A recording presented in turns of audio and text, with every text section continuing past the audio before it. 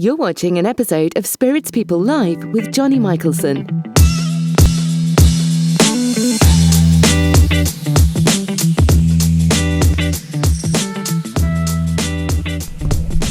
Right, here we go. Spirits Tuesday. Spirits People Live from London. See what happens. Whiskey Hype, what's going on? M. Dotma in the house. Jess is here. What's going on, man? Dragvent. New dram drinkers. Either one or both of them.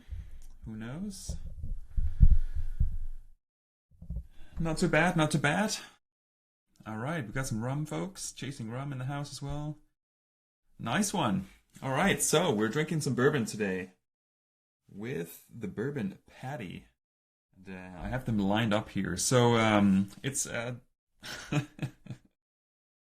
it's gonna be different whiskeys than we intended because of a male fail. But luckily enough, we both have plenty of stuff in our cabinets to improvised lineup. We'll get to those. A couple of coins here as well, lying up. So I don't have my London Whiskey Club coin yet, so that would have been on one of these lids. I do have a new coin that I got. So this is from the Bourbon Junkies, which I thought was suitable for tonight's stream, since we're drinking bourbon. So yeah, Bourbon Junkies, they are YouTube channel. They do some cool stuff over there, and they have just noticing the back. They're pretty funny. A couple of guys just who loves bourbon. So yeah, check them out. Male fails equals better live video. Well, let's hope so. Let's hope so. So while we wait for the Bourbon Patty, because he will be my co-host today, I'll show you a little bit of what we'll be drinking. So, as some of you guys know, and I don't know if there's any other British Bourbon Society people in here. However, British Bourbon Society just celebrated their 3rd anniversary. So we'll be drinking some barrel picks through the times of British Bourbon Society. We have 3 lined up here. Alright, Cavan is here. What's going on, man? Oh, the Patty himself. Let's get you on, buddy. We can find you. Bourbon Patty. Adding to stream. So yeah, hopefully it'll be a good tasting today, and we'll see what happens. Oh, there he is. Hello. What's going on, my friend? Not much. How are you? Yeah, chilling. Cool. Chilling. I'm licking my wounds. Yeah, I'd say so. That is badass. Oh my god. Look at that. It's full of nappy cream because that's what you put on. Yeah. Vaseline and Bepanthen all the way up to the elbow. Oh my god. Yes. So much Bepanthen on that arm, but yes. I'm surprised it's not wrapped in cling film still. No, I only do one day. Actually, the last time, because my session last time was only a smaller piece on the top. So he put on this, and it's something that you use for burn victims. So if you have nice. like really severe burns on your skin, they put on this tape. So I was lucky enough to have that, which you basically just put on and it doesn't move. You can shower with it and everything. So yeah, I had it on for 3 days, and then I was like, yeah, done. Nice. Yeah, because it's a wound. It is a wound, yes. And but this time was a lot. It was a bigger it was a full day session, and he touched on pieces all over on. So yeah, I couldn't. You just mummify your one arm in cling film. God, yeah. And when you sleep with it, it's just like it makes noises and stuff. It's like, oh god.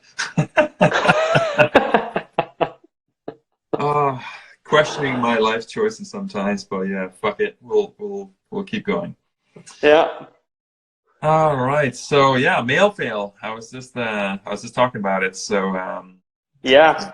So yeah, we had something planned, and I guess we'll just have to do Yes. another session. So I sent you some blind samples. Nice. Thank you very much. I sent you some also Great, thank you. for the Rockin' podcast.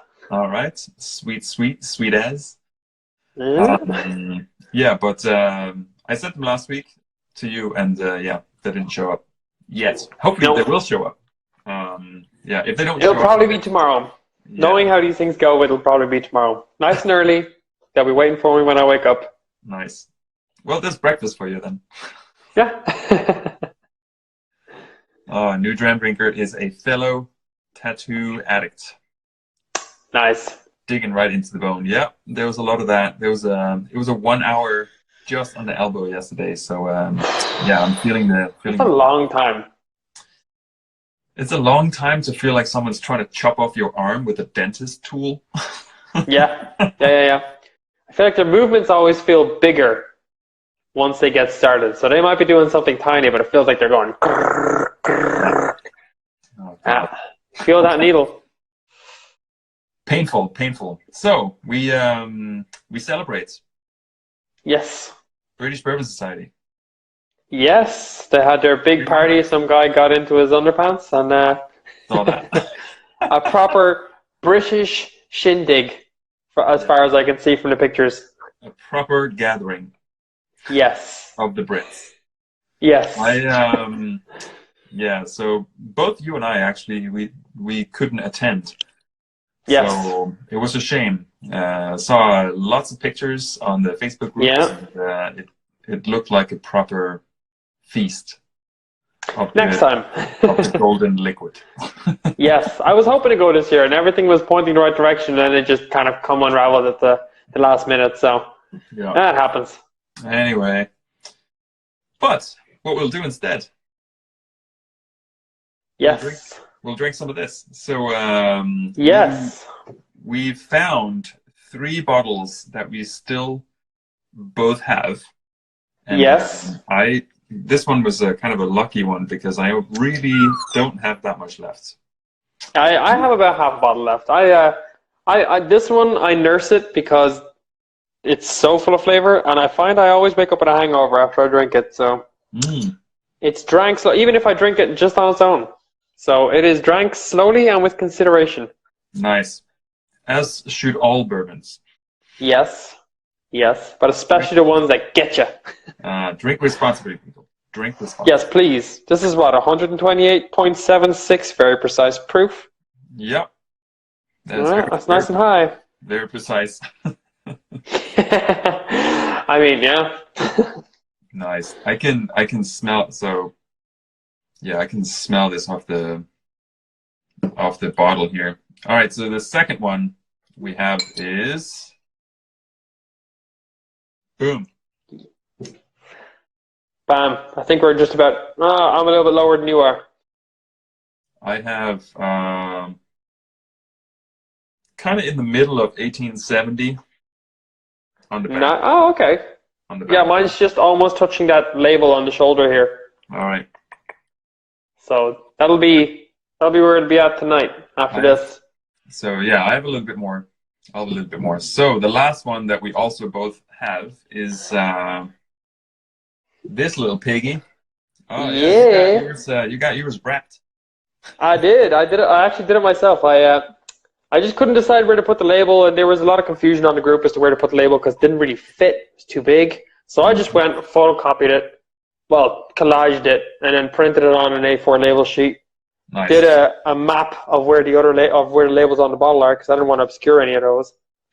X-Acto knifed it, and then just stuck it on. There's like patches where, like the A4 only went so far, so I printed it out 3 times and then just stuck it around. And yeah, I think it looks good. Nice. I like it. It is the most unique bottle in my collection, and the pigs are upside down on the back though. Oh, it's the adds to the character. I don't care. This is the next level label hype. This is what's gonna all barrel picks will soon be wrapped like this because it's the juice inside that matters. Yeah, man. It feels more like it's more like a novelty as well because it feels like a present Yeah, exactly, right? It's like Christmas. Yeah. It's like Christmas every time I open it. Sweet, man.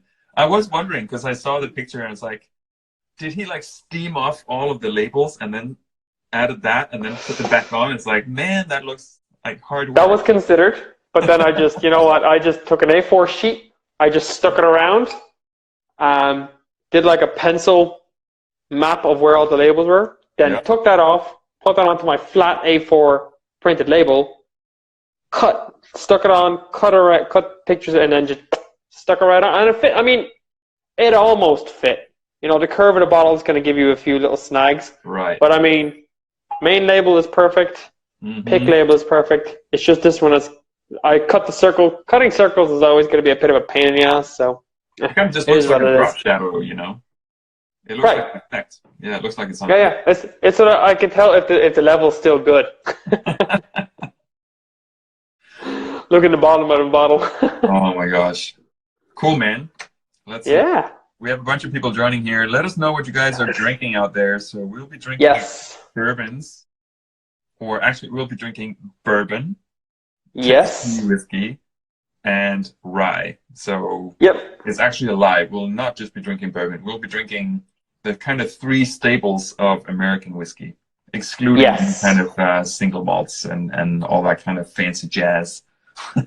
Well, the British Bourbon Society need to get picking on some single malts. Apparently they picked the Balcones. So, I mean, single malt is coming. Sweet. Yeah. And then we'll have the full set. Man. Yeah, I don't think this few is going to last a lot longer, so I need to get onto some of the new picks that are coming out. Speaking of few, yes, let me get a glass and get some poured. Let me see. So mine are all poured. Boom. Nice. I was going to, and literally as I was doing it, I got invited on. So. As you can tell, I'm very organized here, Bourbon Patty HQ. The Patty HQ. Yeah. Nice. Ooh, see, that is not bad. That's just over 3 years old. And although it's not put on the bottle anywhere, they posted a picture. I haven't been able to find it since. But at one point, there was a picture of the barrel itself, and it had the fill date written on the top. And then the maker, Paul, posted a picture of the bottles all boxed. So, using some cunning maths, I deduced that between the fill date and the date they were boxed and labeled and everything was 3 years and a few months. I can't remember, and I can't go back because I can't find the barrel picture anymore. It is lost somewhere in British Bourbon Society Facebook page history, just from August of 2017. So I'm not scrolling through everything since to try and find it. But it was 3 years and something. You're not going to search. No. Facebook doesn't give you all the results. It just gives you the top posts, and I don't think this was a top post. And I can't remember, was it a comment? Was it an actual post? I know they were dropping a teaser for what eventually was their beer collaboration, but I mean, I can't remember. It's 2017. I can't remember. Fuck it, man. Fuck it. But that's that's impressive because I haven't tasted this in a long time, and I'm just thinking actually that when the last time I was tasting it was actually live with Andrew Watson. Oh, nice.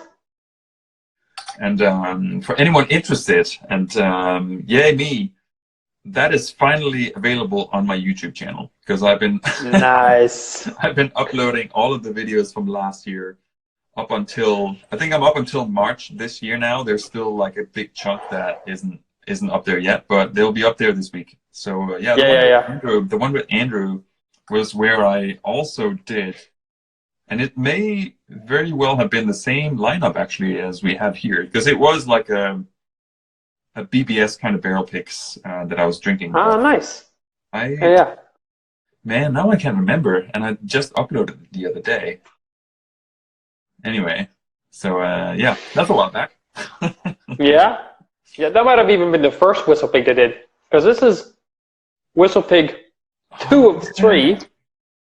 That's so right. The first one rolled out was pure Alberta juice. It was I think it was just over 10. It might have been 11.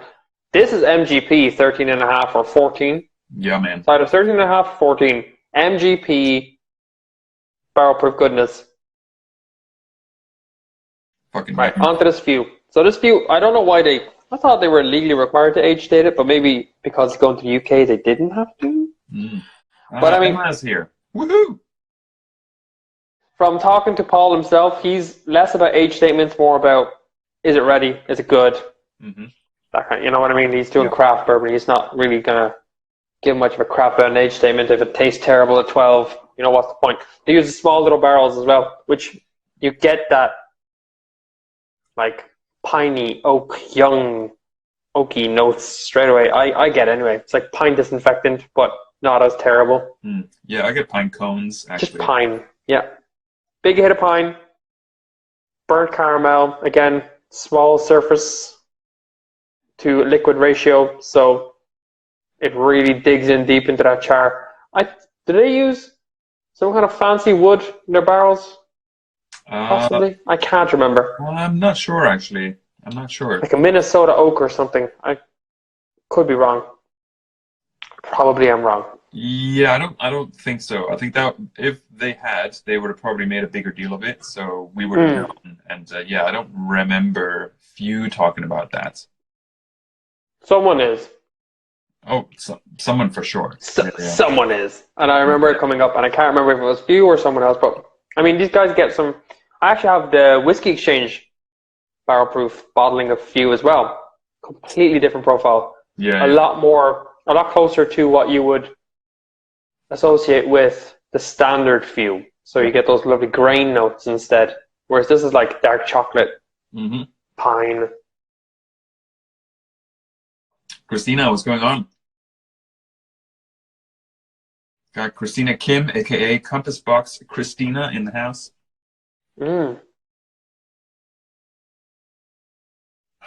This is it's bitter. I think a lot of what I tend to get here is definitely dark chocolate and coffee beans. It's always been, and it's still to this day, even with this fill level, and it's been quite, and I haven't even vacuumed this, it's just been with the core. So it's probably not at its peak anymore, but still.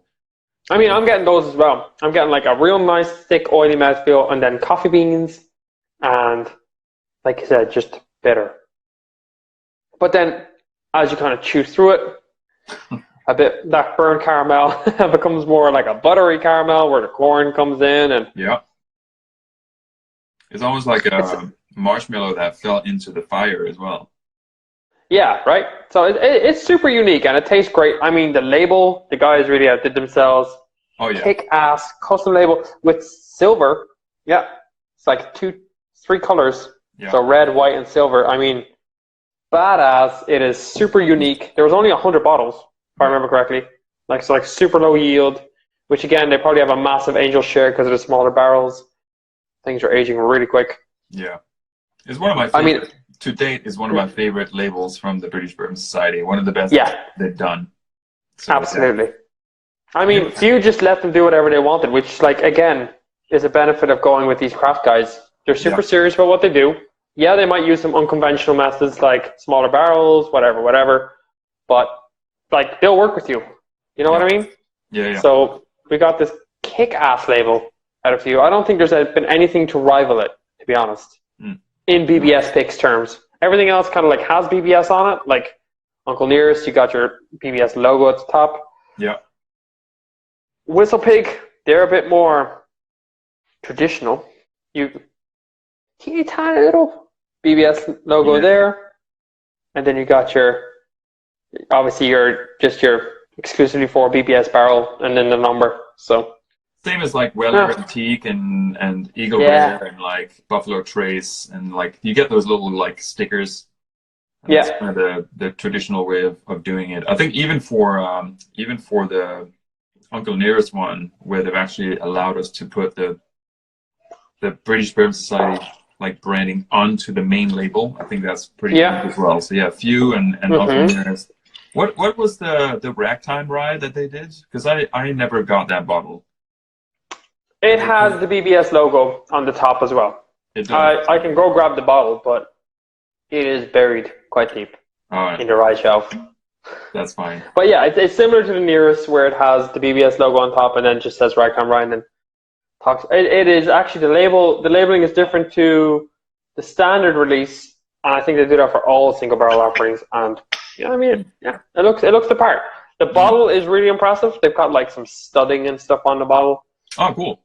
So just whatever, they've obviously got a real custom bottle, and it just looks the part. Skinny, tall, nice cork. Yeah. Yeah. It's a cool looking bottle. Sweet. All right, for people joining, we're drinking at the moment the Few British Bourbon Society Barrel Pick. We're moving on to the Uncle Nearest Barrel Pick, also by British Bourbon Society, and then we'll be drinking some Whistle Pig at the end, also British Bourbon Society. And we'll probably bounce a little bit back and forth.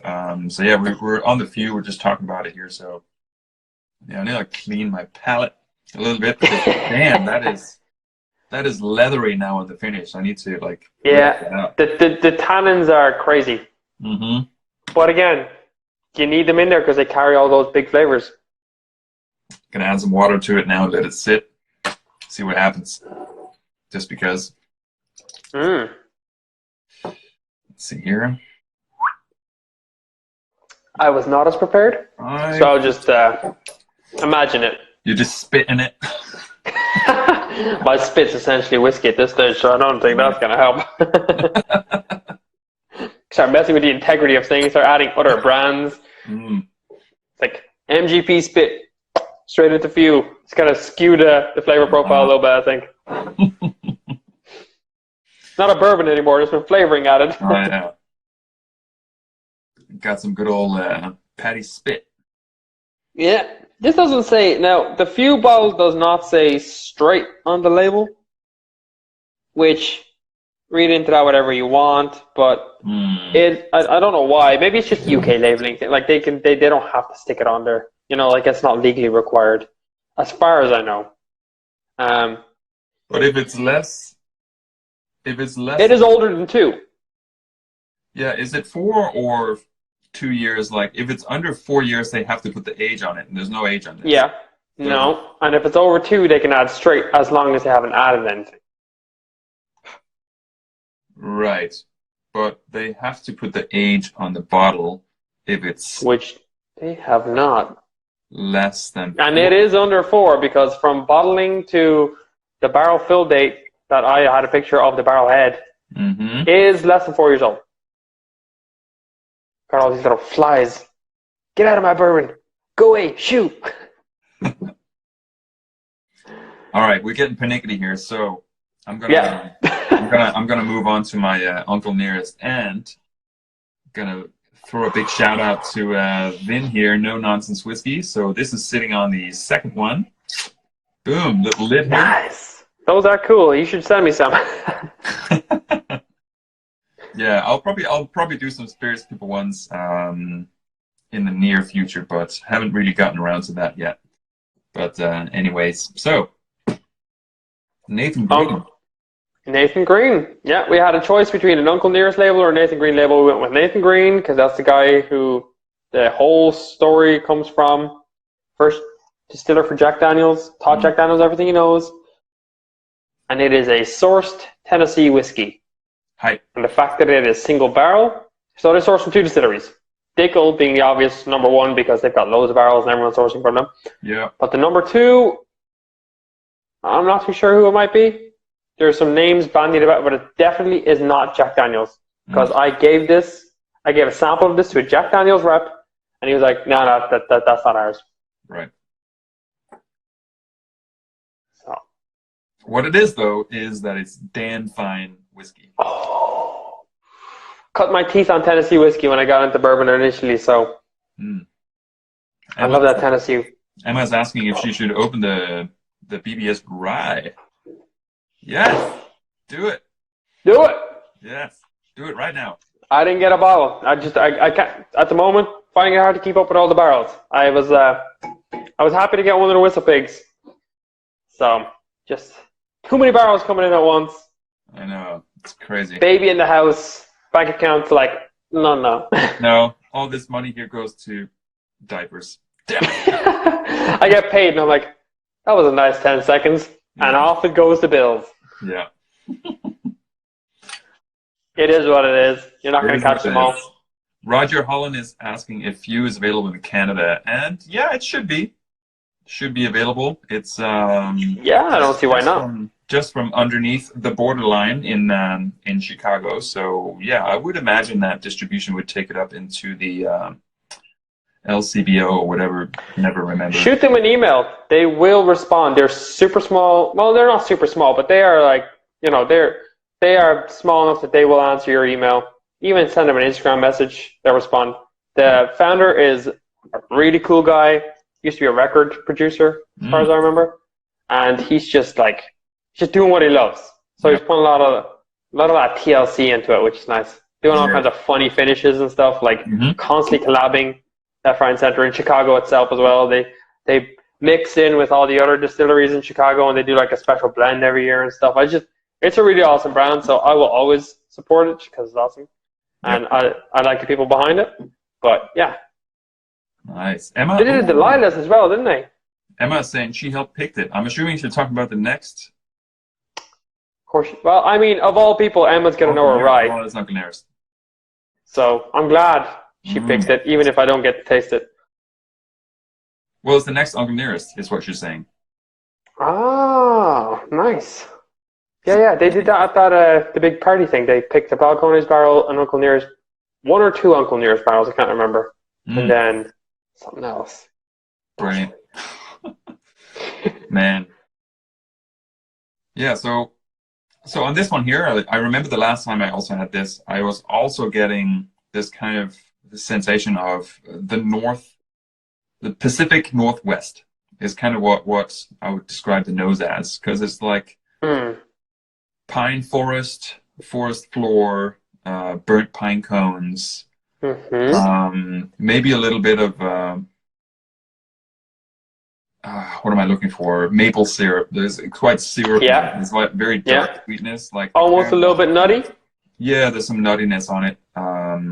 Yeah, like a roasted hazelnuts and stuff like that. Have you ever tried Whoop and Holler from the Orphan Barrel guys? Whoop and Holler. Oh, that's the 26-year-old. 28-year-old Dickel. 28-year-old. I have not. It is horrible. And I will never forget what Dickel tastes like after tasting that. Right. You get that real medicinal, strong, charred oak, medicinal, nutty profile from Dickel. And this is because it's single barrel, it's Dickel, but it is far enough off profile that you wouldn't straight away possibly know it's Dickel. But again, you get those like almost like a medicinal bitterness from the Dickel. You get almost a touch of nuts, a little bit of fruit maybe, a little bit sweet, and that's where the maple syrup would come in. This is a Dickel barrel. It is 11 years old, and it is delicious. Damn right it is, bro. And it's just not bitter enough. I mean, these Uncle Nearest guys picked some sweet-ass Dickel barrels because it's Dickel without what I don't like in Dickel, if that makes sense. Like, I don't like the vitamin taste from Dickel or the real heavy char taste. Yeah. You know what I mean? So they picked a great barrel, and this is the BBS picked probably the cream of the crop. And so what we have here is a really, really solid Dickel barrel. Yeah. It's almost like the finish is kind of it's a peppery finish, but it also has like a sharp kind of menthol thing that kind of lingers. Yeah, it's really interesting. It's yeah, as you say, like different than standard Dickel for sure. But there's maybe a little bit of Dickel 12. Yeah, maybe there's elements. But if you ever want to taste Dickel at its worst, try and get some Whoop and Holler. It's like the most concentrated version of that Dickel profile. Like all the things in Dickel turned up to 200% all at once, and you'll just never forget it. And so every time you taste it, you're like, there's Dickel in it. Like I had a Smooth Ambler 107 American whiskey. Taste it, Dickel in it. Straight away, I knew it. Straight away. Having only ever tried from Dickel the 12 in a sample and the Whoop and Holler also in a sample. Mm-hmm. But it has left that much of an impression on me as to what it tastes like that like I'll find Dickel anywhere. Yeah. Yeah, I've so I just got back from New York not too long ago, and I grabbed the Smooth Ambler Select, so the 13-year-old single barrel, but Tennessee. Dickel. So, and I grabbed a Astor Wine store pick of the 107 as well, the American. Nice. So I don't actually know if that is outside of Tennessee or not, but we'll see. There's a little bit of Tennessee mixed in there because I have the Master of Malt single barrel. Right. That has Dickel mixed into it. And I was talking to the Smooth Ambler guys, and they're like as Smooth Ambler are very open about what's in it. They're like, oh, it's this, and Dickel. Mm-hmm. So, like if you see sourced from Tennessee whiskey on a label, chances are it's Dickel because they've got the most barrels. Aside from Jack Daniels don't give anyone barrels, so everyone kind of goes to Dickel, and then there's I can't remember the name of it. I think it's Bourbon Cane maybe. Does Jack Daniels let anyone buy anything from them? Really? No, No. not a drop. As far as I know, they don't let a drop out. So if you see Tennessee whiskey, straight away scratch out Jack Daniels. It's not from Jack Daniels. Mm-hmm. Despite the history, the brand, the history kind of aligning with Jack Daniels' history, obviously Nathan Green. There's no Jack Daniels in this. It is Dickel and something in the standard Uncle Near's is Dickel and something else. Yeah. But also obviously from Tennessee. Otherwise, they couldn't claim Tennessee whiskey. So. Yeah. But it doesn't say. It just says premium whiskey. It doesn't say Tennessee whiskey.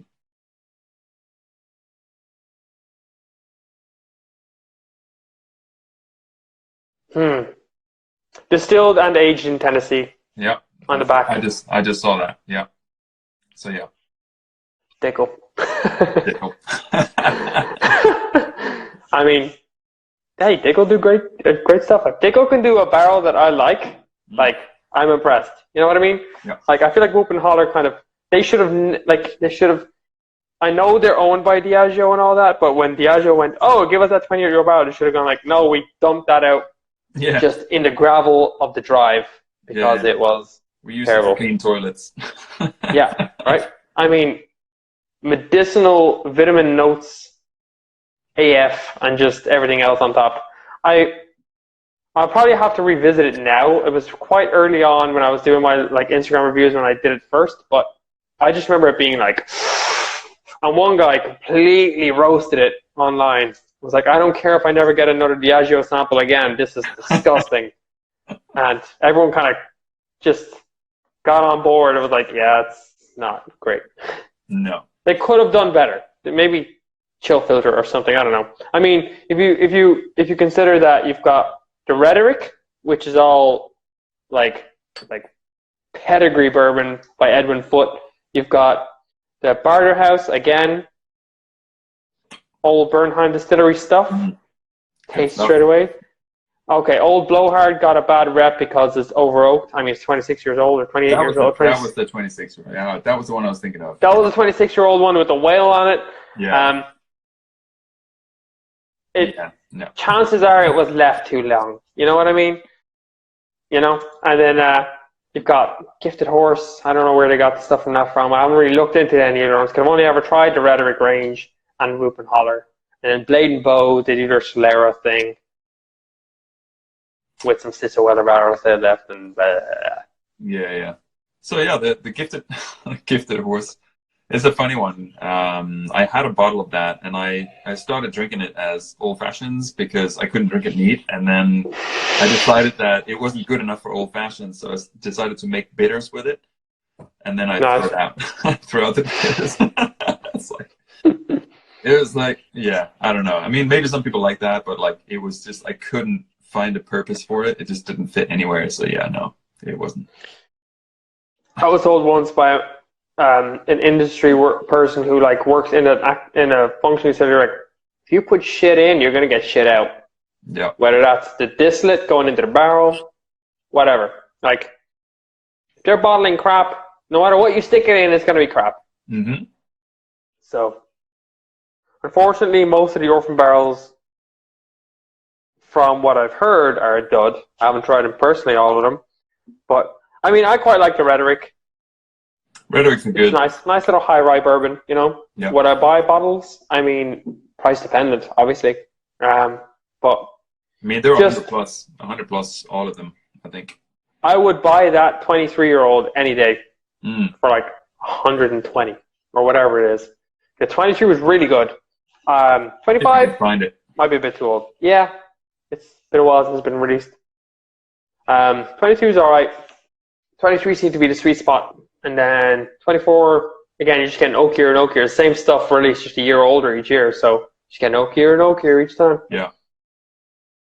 Right, what's going on, fellas? Got a few people joining here still. So we're drinking barrel picks from the British Bourbon Society, and we've been doing the Few Bourbon. We've been doing the Uncle Nearest, and yeah, I'm about ready to. I don't know about you, but I'm kind of ready to get into this one. Oh, I like you cut out the pig. See, everyone did their own thing, right? Yeah, I did this. Yeah. Minimalist piggy here. I regret not putting it on top of the label here, but I'm not taking that off. Like, it's there now. It's there. Yeah. It is the British Landrace, which is the most common breed of pig, because you can make bacon out of it so quick. So, I mean, this is obviously completely different league. 14-year-old MGP, as far as I remember. 13 and a half or 14-year-old MGP. 13 and like 9 months or something, I think. Okay, perfect. Yeah, something like that. In between 13 and a half, 14. MGP, barrel proof, single barrel. I mean, who's not queuing up to buy this stuff, you know? 60.7 proof. Mm-hmm. Where the fuck is it? There it is. Boom. It is MGP AF. Mm-hmm. I got bottle 101. How about that? Ooh, I got 70. Man, this is so good. MGP is so hard to beat. Like, I know at the start people were like, everything's coming from MGP, but then everyone realized MGP makes some really good whiskey, whether it's bourbon, any of their recipes, rye, any of their recipes. Mm-hmm. I haven't tried anything other than bourbon and rye, but I mean, I can only imagine their stuff's good. And who has recently hired? James E. Pepper have hired the ex-master distiller of MGP to be their master distiller. Oh, really? Yeah. Oh. Cannot remember his name. It's in my review on the blog page. Oh. But yeah. TheBourbonPatty.com. Yes. Check it out. Yeah, bourbonpatty.com. It'll bring you straight to my blog page. Do it. Yeah. So, MGP. Oh, rye. It's like a little bit of rye grain. I'm then definitely dill. a person. Oh, yeah. Dave Pickerell, God rest his soul, he picked some amazing barrels for Whistle Pig. They saw the kind of like the massive boost in rye coming, and so he ring fenced Alberta. He sourced some solid MGP while the stocks were still a nice high age, and they've just been sitting in Vermont, maturing nicely ever since.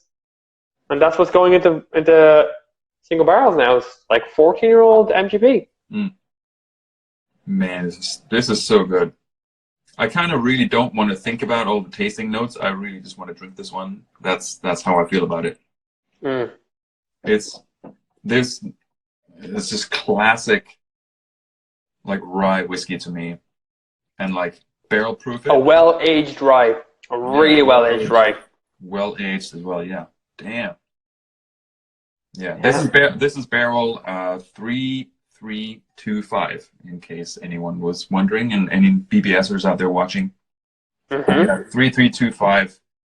So this is the higher proof of the two that was released at the same time.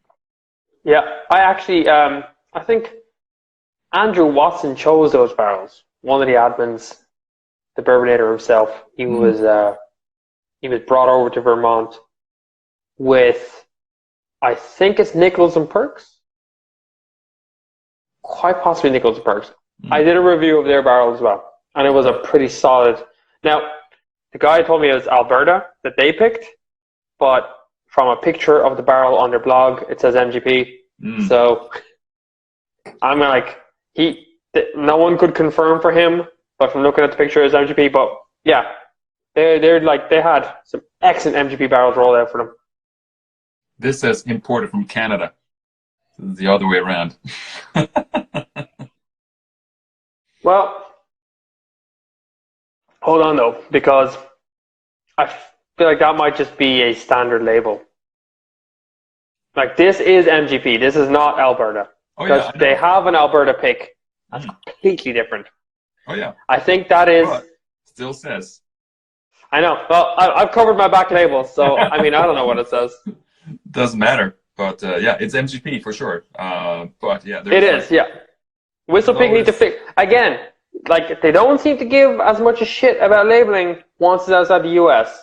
Because although some laws apply, like, you can't just call any old shit bourbon, when it comes out of the US, if you've got, like, there's some trade agreement where it's like, almost like champagne, like, we will respect your designation for it in other countries because it is a product of that region, blah, blah, blah. Labeling laws don't seem to carry through. And so you've got like a discrepancy between what you would get in the US and what you would get outside of the US. I mean, are they updating labels? Possibly. I know I was speaking to a guy from Templeton, and their out of US rye says straight rye because it is straight rye. Right. But in the US, it doesn't say straight rye simply because they have not used up all the labels yet that don't say straight rye. So they've been bought out since the lawsuit. When the lawsuit hit, a big company came in, bought them out, paid the lawsuit, and fixed everything that was wrong with Templeton, and have gone completely 360 direction with, like, you can ask them anything about any part of their process, anything about their whiskey, and they'll tell you straight up, which is great to see. But yeah, again, so here is what I was warming up with, 6-year-old Templeton, which is available in Ireland. It says straight rye. In the US, it does not say straight rye, yet it is still a straight rye. Right. So they'll probably fix all that at some stage with a label change overall or something. I don't know. Right. You know how this goes. They'll just change everything. Corporate business. Yeah. Too many steps, you know. Gregman is saying his name is Aaron Schorsch. Yes. The MGP guy. Yes. So ex-master distiller at MGP, now doing James E. Pepper. Yeah. Yeah. Now they're master distiller. Now, is he doing like a Dave Pickerell thing where he's going around being a master distiller in a few places and, you know, like pulling up their bootstraps, making sure their juice is good? I don't know. But I know he is tied directly to James E. Pepper, who also have sourced from MGP in the past, are sitting on a massive quantity of MGP barrels. And so I feel like there's all these guys who source from MGP, and a lot of them just sat on the barrels. And while the other brands were kind of building a reputation for MGP sourced whiskey, like say your Smooth Amblers, who have now run out of like very old MGP stocks. They still have MGP stocks aging and stuff. So they're gonna like recycle eventually back to 7 and go up again. So like they build the hype, and then these guys are like, oh, well, we've got all these MGP barrels, let's start doing a barrel proof. So J.Z. Pepper have a barrel proof that's really solid, because obviously MGP rye barrel proof, what's not to love. I know Templeton released a barrel proof this week in the US. Ooh. They do one annually. Again, probably just off the back of people being like, we want MGP barrel proof right now, you know? Yeah. So Redemption are still doing MGP rye barrel proof, as far as I know. Lots of brands. There's lots of brands, lots of options. You're going to get MGP. Just find a style that you like, because they're obviously doing their own thing to the source stocks. Whether that's filtration, blending barrels together, whatever. Find a style you like, stick to a brand. Lee is saying here he tried their rye cask strength last week. James E. Pepper wasn't a fan. Is that okay? Yeah. So I tried the 92 proof, which is the UK release. They proved it down from 100. So it's US, it's 100. Outside of the US, it's 92 because tax reasons. Right. And I can see why maybe a barrel proof of that would not appeal to certain MGP rye lovers because it's a bit more bitter, the 92 anyway, compared to like other MGP source brands like Bullet and stuff that are within the same ABV. I haven't actually tried the barrel proof. I have a small little sample I stopped of it somewhere that is going to be reviewed at some stage. Right. But I mean, yeah, it's just that's obviously the style they're going for with their MGP source rye. So just find a producer that's doing the style you like and stick with them. Like Blonde Bros, they're doing MGP rye. It's young. It's like 5 years old, but I think you had a sample that I gave you. Yeah. Some of it's pretty solid, even for 5 years old. Yeah, the rye was delicious. The bourbon was a little hot, but yeah, the rye was great. Loved it. Right, I'm back on the few. Okay. And like with a little bit of water, it's kind of mellowed down a little bit. It was really sharp, and I think it's probably it's kind of past its bedtime here because it's been sitting like this for a while. So I think it's about time I do a bottle kill. You get a lot of grain on that? What's that? You get a lot of grain on the few? I get a lot of grain. Like I can smell the rye, I can smell the corn, and I can smell the barrels. Yeah, it's like harvest in a glass. Instead of there being caramel, vanillas, other things, there's corn, there's rye, there's a barrel, like charred barrel, obviously. Yeah. You can smell that kind of charcoaly smell from it. I'm getting like some like super old like leather couch and some furniture polish. So yeah, it's it's starting to turn the wrong way, I think. Oak influence will do that. All those notes come from the oak, as far as I know. The what? That's the barrel. That's those tiny little barrels they're using. Like I think it's like 30 liter barrels or something. Just you're getting so much more contact with the oak that the spirit is leaching all the oak notes out. So you get that leather, get that tannins, all those dark chocolate notes. Hyperventilating, basically, yeah. Yeah. I think though, like, because I do remember the palate, and it was, I've always thought that this was a complex bourbon, but in a sense where I put it in the category of hard work, where I would only ever have one of these, because it's not really one of those kind of bourbons where I would sip and have another one. It's like, no, one is enough, and it's like, no, it's too complicated. It's interesting. Spending too much time pulling it apart. You're not enjoying it because you're trying to like, what's that one? What's that note that just popped out of nowhere? Yeah, it's kind of, and I personally enjoy that, but I can only ever have one. So yeah, that's why it's gone really slow. But yeah, I think I probably need to kill this one now. This is the better of the two between the Whiskey Exchange and VBS. To be honest, the VBS picked a solid barrel. But yeah, like that. It's young craft at barrel proof. So you're talking like small, young oak barrels. Obviously, they were new when they put stuff in. The whiskey was not in there for very long. So you're picking up all those like green characteristics, the char characteristics. Like they haven't been given a chance to oxidize and mellow. Like that takes time. So yeah, okay, there was like 100 bottles left in the bottom of the barrel, but the time, it wasn't given the time to kind of smoothen out those edges, maybe. Yeah. So you're getting like an in-your-face, intense, complex, like jumble of flavors that are just doing this, and they taste great. There's some weird ones in there, and challenging your palate.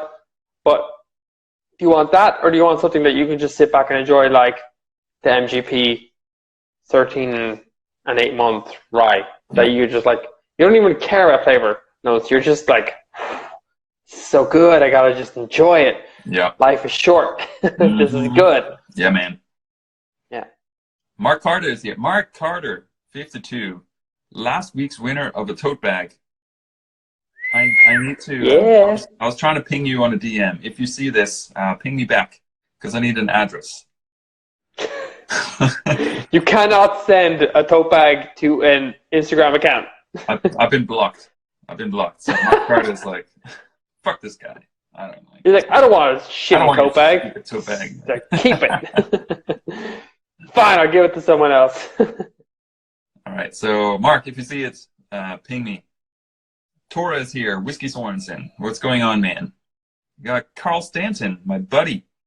What's going on, man? All right. So that's it on the few for me. I'm kind of want to go back to this for a second, and then finish off with the whistle pick. We also have to. Oh shit! We have to give away. Speaking of tote bag, we have to give one away.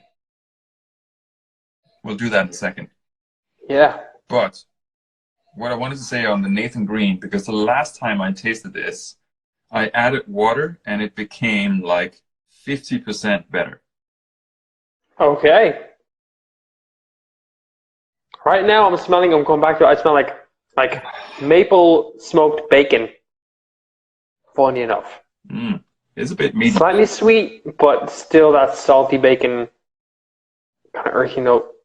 That Dickel just shines straight through. You got your earthy peanuts. You got your almost bordering on medicinal barrel char kind of notes.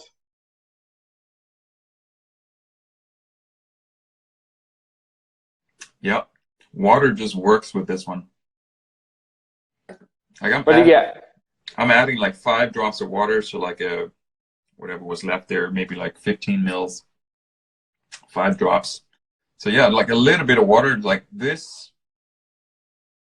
one, and like every whiskey will do that unless it's like too low of a proof, then you'll just kind of destroy it. But like you don't want to overwater. Bourbon overwater is really easy. But like this one here in particular, like add water to this. I will. And I got my dropper somewhere. And try that. That is, man, worked again. I'm surprised because some is like marginal change, and like sometimes it's a little bit better, sometimes it's like like didn't really do anything, or kind of like, oh, it's ruined. But this one, it's just like, man, unpacks it nicely. Yeah. It's just like a flower that's like, woo. Smell me now. Nice. Yeah, I'm definitely gonna try some water in it because I mean, I really like it, and I like the fact that, despite the fact that it's Dickel, I like it. So, like, that is a bonus for me because I'm probably not the biggest fan of a Dickel profile. Right. It just takes a lot to get into, but maybe the secret is adding some water. I mean, their standard release is solid. It is so good. I went through a bottle of it on my own and with like family, like that. It just and it's gone. It is fantastic Tennessee whiskey. It has earned its place at the table. Yeah. With the barrel proof version, hey, maybe the secret to Dickel is add some water to it. Who knows?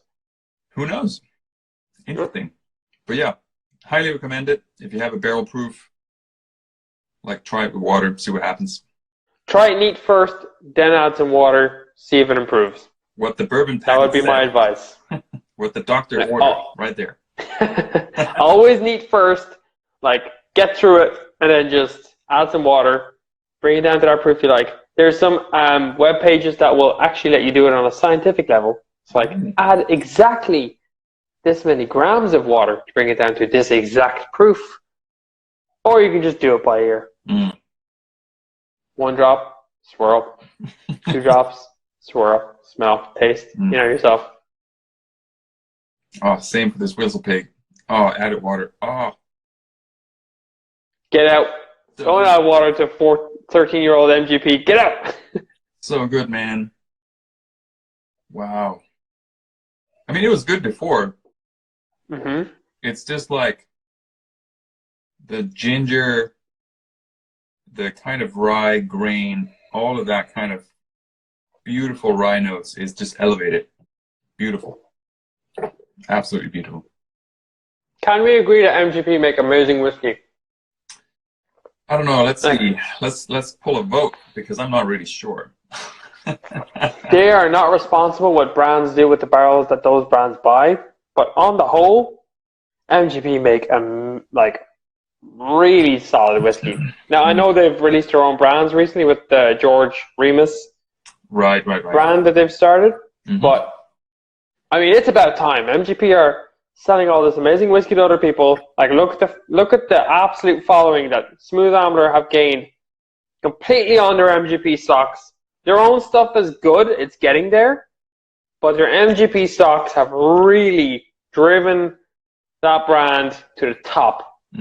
Oh, Bellmead, Drams and Drips, yes. Bellmead again. Love Bellmead as well. Blonde Bros as well came out of nowhere. They were like, guys, we have MGP. Yeah. Fucking skyrocketed. Fucking legends. Boone County. Oh yeah. Good luck finding a fucking age-stated Boone County. Good luck to you. Again, MGP. Straight up. Man. Gone. It's just delicious, man. It's just delicious. Right. And that is all you want. Like, I don't give a shit what's on the label. Does it taste good? Do you want another? Yes. Ooh, let's do it. Let's do it. Let's do it. Concluding the BBS tasting. Yeah. The weekly giveaway, Spirits Tuesday. Let's see. Between 2 and 14 is today's numbers.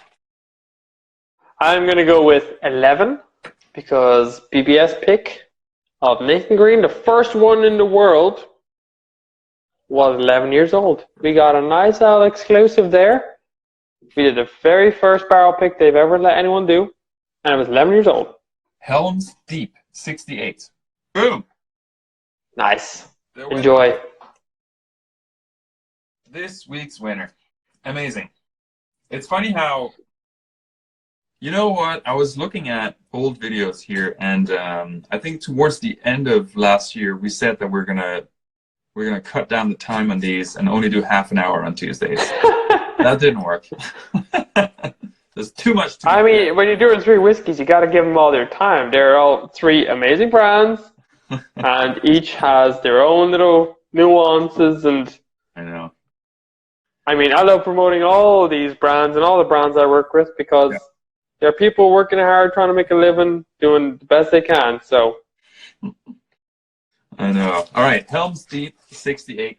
Congrats. I'm gonna reach out to you, get your address, and also Mark Carter 52. If you're still on here, if not, give me your address, and I'll have one of these shipped to you. Amazing. That's why what I was going to say is whenever I talk to Steven, when we talk about rum, we can only have one, because if there's multiple bottles to talk about, like we could. No one has that time. Yeah. Steven loves a good chat and a good rant. So. Yes. I mean, he makes some solid points. He does. He does. Of anyone, he should be allowed to make them points, rant as much as he wants, because I don't know of anyone who would be able to sit down and argue with Stephen and come out the better. No, not if you're talking about it. No. All right, so we might be cut off at any time now.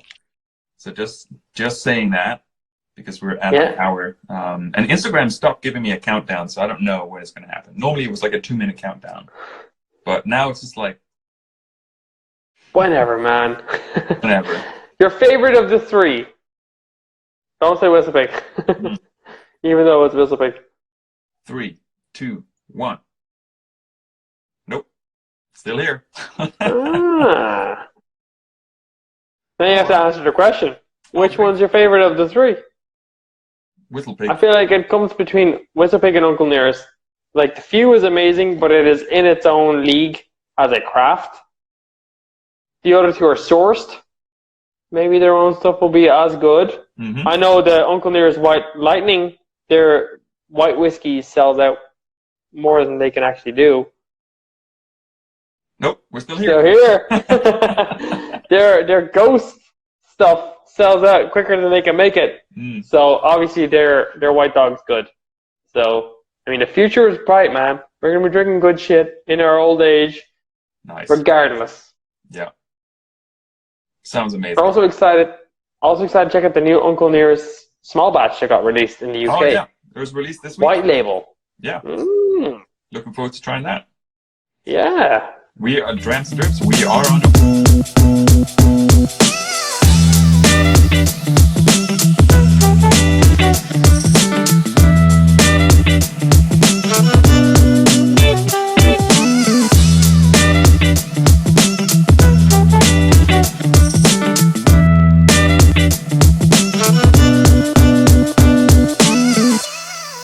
Thank you for watching this episode of Spirits People Live. For more videos, check out spiritspeople.com, subscribe on YouTube, and be sure to follow us on Instagram, where we connect you with spirits people worldwide.